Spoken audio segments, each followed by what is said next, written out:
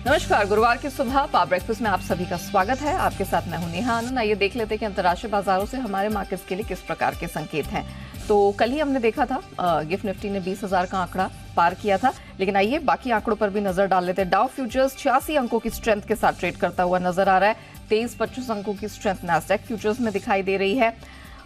यहाँ पर Asian markets की बात करें तो 50 अंक कमजोर जापानीज मार्केट निकेई है, और बाकी मार्केट्स की भी अगर बात करें तो दायरेबंद शुरुआत है, हल्की फुल्की मिक्स सी ओपनिंग हमें होती हुई दिखाई दे रही है। बहुत बड़ी गिरावट भी यहाँ पर नहीं है, लेकिन कमोडिटी मार्केट यहाँ पर हमने देखे हैं जो रीसेंट हाइज गोल्ड में या सिल्वर में बने उसको इंटैक्ट रखा है। M6 पर भी कल हमने देखा 62,675 का नया रिकॉर्ड बना है। कच्चा तेल भी कुछ मजबूत हुआ है। तो एग्जैक्टली क्या कुछ हुआ इंटरनेशनल मार्केट्स में और कौन कौन से डेटा पॉइंट्स ट्रिगर्स पर रखनी है नजर, पूरी डिटेल है नुपुर के पास। सीधे उन्हीं के पास चलते हैं।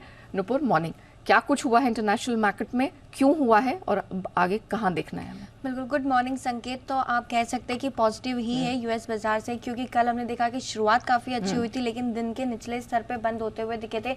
हालांकि अगर आप देखेंगे तो सपाट क्लोजिंग आपको नजर आएगी, लेकिन जितने भी डेटा पॉइंट्स हैं, मैक्रो डेटा की बात करें, बॉन्ड यील्ड की बात करें या डॉलर इंडेक्स की बात करें, तो वो आपको पॉजिटिव संकेत ही इंडिकेट करते हुए दिखेंगे। इनफैक्ट नवंबर का मंथ यूएस बाजार के लिए भी काफ़ी स्ट्रॉन्ग रहा। 8 से 10% की बढ़त आपको तीनों के तीनों इंडेक्स में आती हुई नजर आई है। बेस्ट मंथ कहा जा सकता है 2023 का नवंबर का जो मंथ रहा है अमेरिकी बाजार में, क्योंकि हमने देखा है कि बॉन्ड यील्ड फिसलती हुई नजर आई। 5% का स्तर छूने के बाद अगर आप देखेंगे तो अभी 2.5 महीने के निचले स्तर पे बॉन्ड यील्ड जो है वो ट्रेड करती हुई नजर आ रही है। कल की बात करें इन पर्टिकुलर तो डाउ में 13 अंक की बढ़त के साथ क्लोजिंग आपको नजर आई। शुरुआत काफी अच्छी थी लेकिन दिन के निचले स्तर पे इंडेक्स बंद होते हुए दिखे। नैस्डैक में हालांकि थोड़ी गिरावट थी, 23 अंक नीचे बंद होता हुआ नजर आया।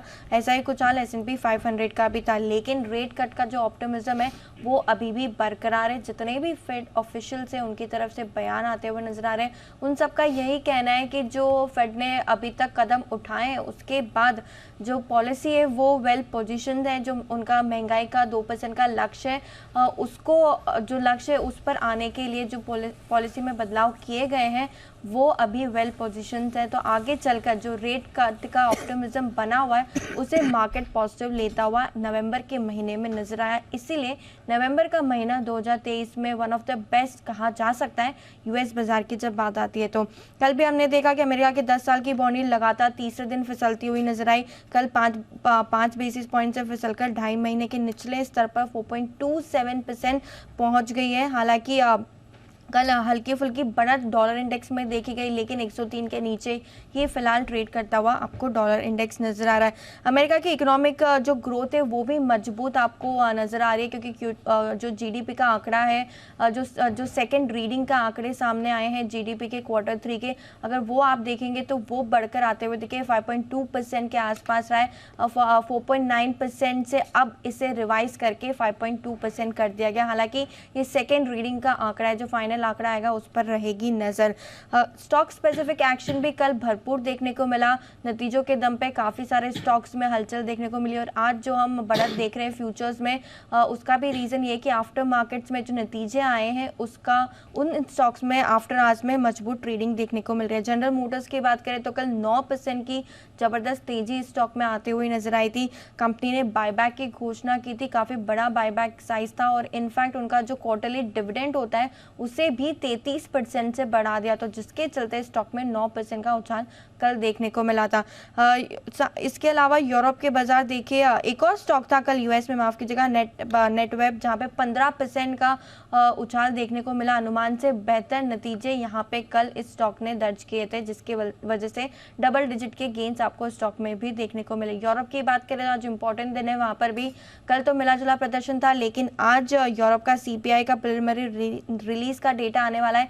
महंगाई का जो रीडिंग्स होती है वहां पे नवंबर के महीने की, वो आती हुई दिखेगी, और ECB के जो प्रेसिडेंट है वो एक पब्लिक इवेंट में बात करेंगे, तो यहाँ पर भी नजर रहने वाली है। कमोडिटी में हलचल भरपूर है। OPEC प्लस की आज बैठक से पहले आज बैठक होने वाली है, उससे पहले हमने देखा कि कच्चा तेल वहां पे थोड़ी तेजी बनती हुई नजर आई। लगातार दूसरे दिन हमने देखा कि वो ऊपरी स्तर पे बंद होते हुए दिखा। 1.5% की तेजी आपने कल देखी। $82 के पास आपको क्रूड ट्रेड करता हुआ दिखा। दिख रहा है। सोना चांदी इंटरनेशनल और डोमेस्टिक दोनों ही जगह रिकॉर्ड स्तर पे आपको ट्रेड करता हुआ नजर आएगा। डोमेस्टिक में रिकॉर्ड स्तर पे है, लेकिन इंटरनेशनल में थोड़ा बहुत थोड़ी $35 के आसपास की अभी जो रनअप है वो बाकी है रिकॉर्ड से, लेकिन $2045 के पास आपको सोना ट्रेड कर रहा है, 7 महीने की ऊंचाई पर है। और चांदी भी देखें तो 3 महीने की ऊंचाई पर $25 के पास आपको ट्रेड करती हुई नजर आ रही है। बेस मेटल में सुस्ती बनी हुई है, क्योंकि डॉलर इंडेक्स भी 103 के पास ही ट्रेड कर रहा है पिछले कुछ दिनों से, जिसकी वजह से यहाँ पे सुस्ती लगातार बनी हुई है। इक्विटीज में बेस्ट मंथ कहा जा सकता है नवंबर का यूएस मार्केट्स के लिए फेवरेबल है हमारे लिए। बॉन्ड यील्ड फिसल रही है और डॉलर इंडेक्स 103 के नीचे ट्रेड कर रहा है। हालांकि कमोडिटीज में एक्शन भरपूर है, ओपेक प्लस की बैठक पर नजर रहने वाली है। अच्छी खासी एक्टिविटी और नवंबर का महीना, we can say nice November equity market के लिए बहुत बेहतरीन साबित हुआ है। धन्यवाद नुपुर पूरी डिटेल के लिए। तो जिस तरह के ग्लोबल संकेत निकल कर आ रहे हैं, उन सबके बीच हमारे मार्केट्स में आज आपको क्या रणनीति अपनानी है, इन सब पर बात करने के लिए जी बिजनेस के मैनेजिंग एडिटर अनिल सिंह भी हमारे साथ जुड़ चुके हैं।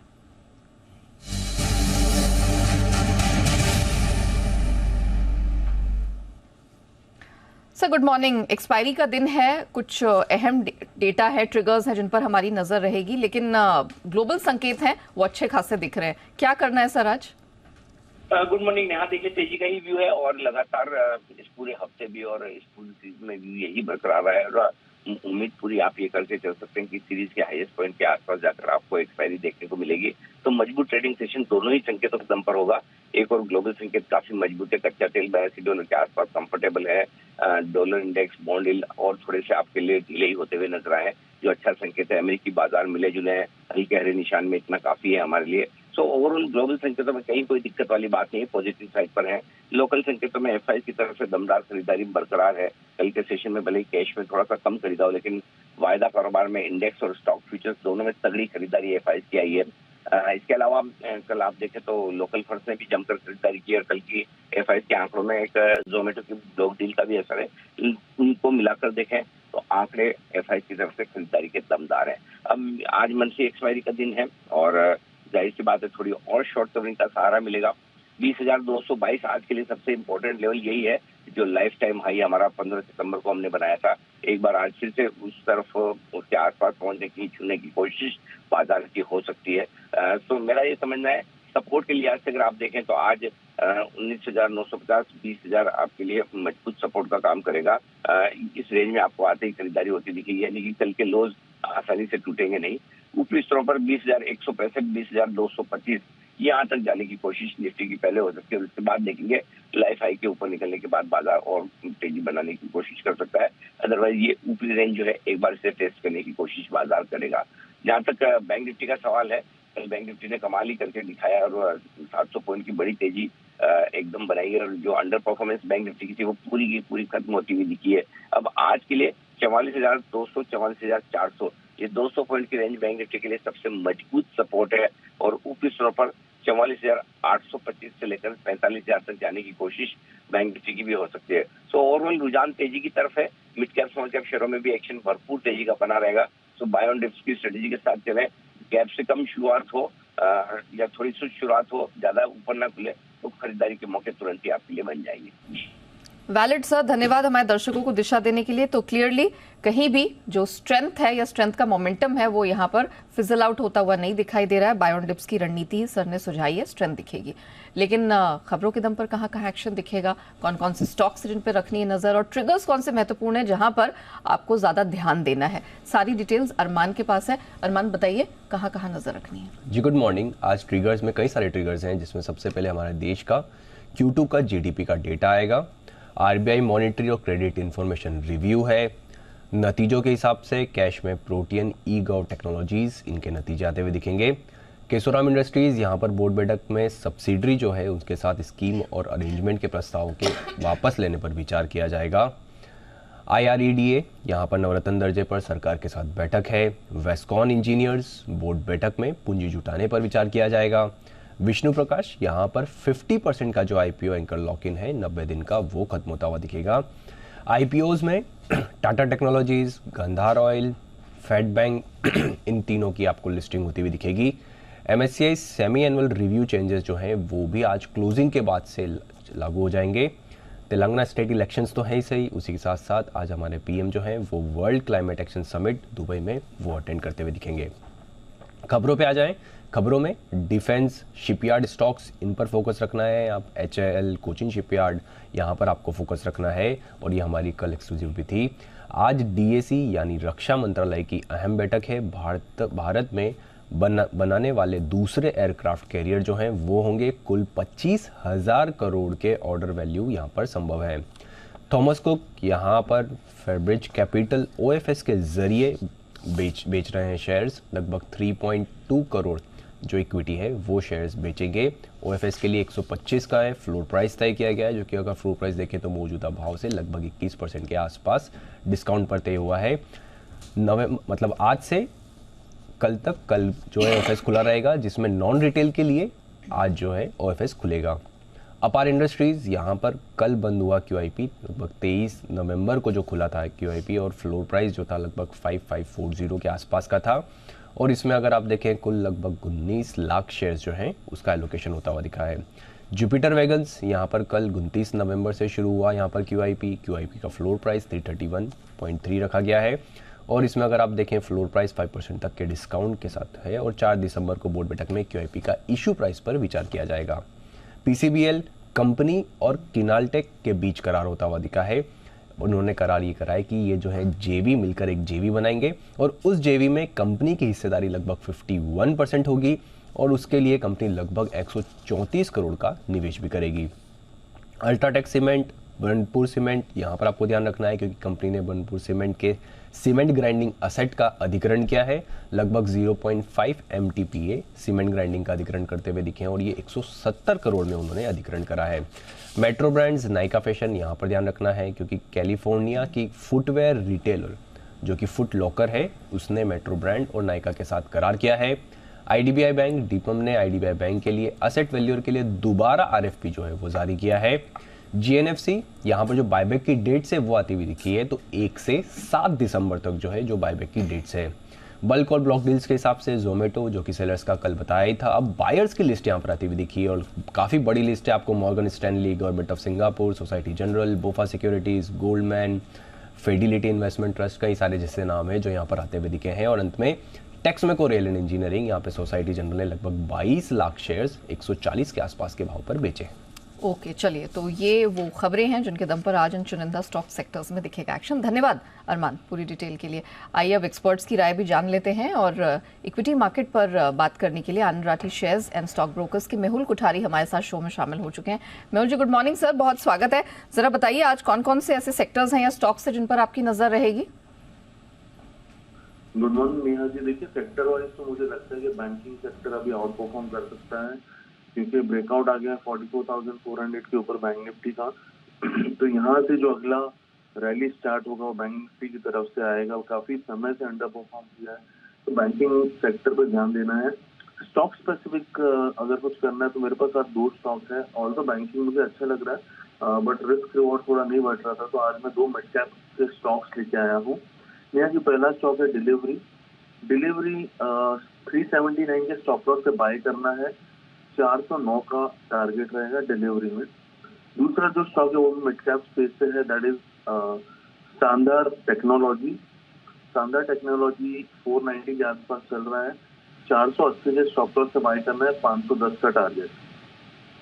180 का स्टॉप लॉस, 510 का target. Okay, thank you so much Mehul ji हमारे साथ जुड़ने के लिए। 2 बेहतरीन पिक्स आती हुई, एक तो डिलीवरी में 379 का स्टॉप लॉस, 379 का स्टॉप लॉस, 409 तक का टारगेट बन रहा है, और संधार में आपको खरीदारी करके चलना है।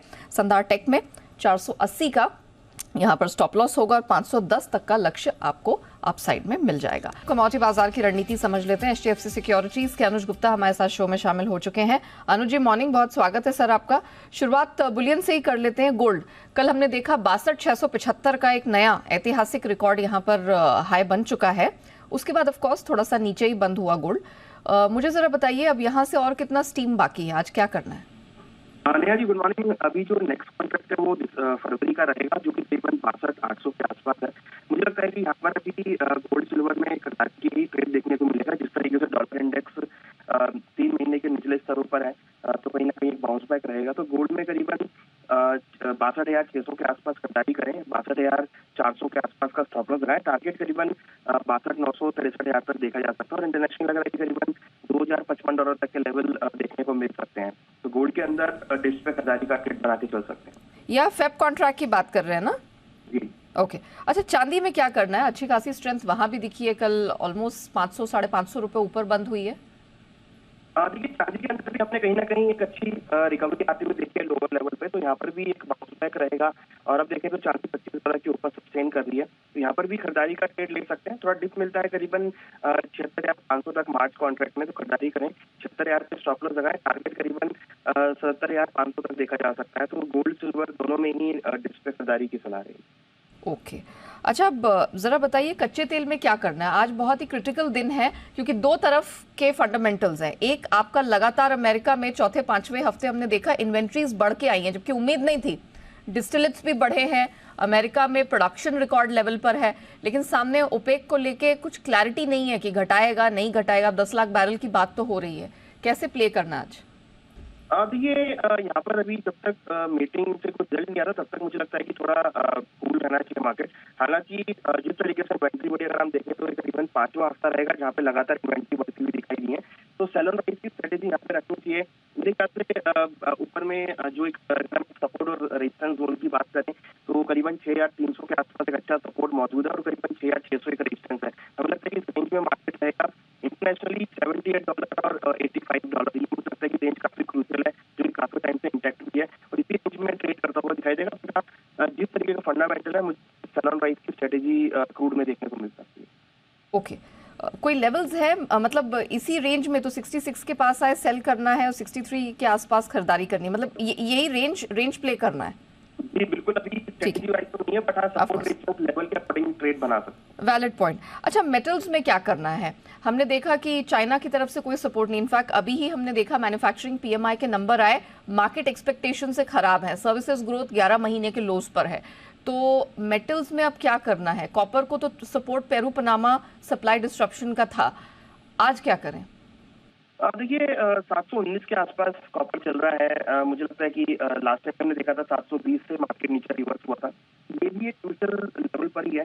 मुझे लगता है कि यहाँ पर थोड़ा वेट वॉच करना चाहिए, स्ट्रेटेजी वाइज थोड़ा वेट एंड वॉच करें जब तक क्लैरिटी और नहीं आती है, क्योंकि मुझे लगता है कि कहीं ना कहीं इकोनॉमिक डेटा से आपको और क्लैरिटी देखने को मिलेगी। हालांकि चाइना के डेटा थोड़े से खराब आए हैं तो एक लगता है कि सस्टेन करना थोड़ा मुश्किल रहेगा, बट यहाँ पर भी एक रेंज में देना चाहूंगा, करीबन नीचे में 712 और ऊपर में करीबन 725 ये रेंज है जिसमें मुझे लगता है कि ट्रेड देखे जा सकते हैं। 725 के आसपास मिलता है तो बिकवाली करें, 712 के आसपास है तो खरीदारी करें। रेंज मुझे लगता है कि फिलहाल अभी इंटैक्ट रहेगी कॉपर में।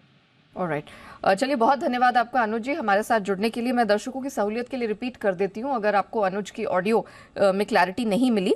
गोल्ड फरवरी वायदा आपको खरीद के चलना है, 63,000 तक का टारगेट अपसाइड में दिख रहा है। चांदी का मार्च वायदा खरीद के चलना है, 77,500 तक का अपसाइड दिखाई दे रहा है। क्रूड वैसे तो सेल करना है लेकिन एक रेंज उन्होंने आपको दी है, स्ट्रैटेजी नहीं दी है। 6300 नीचे 6600 ऊपर, ऊपरी लेवल पे सेल करना है, नीचे आए प्रॉफिट बुक करके खरीदारी कर सकते हैं।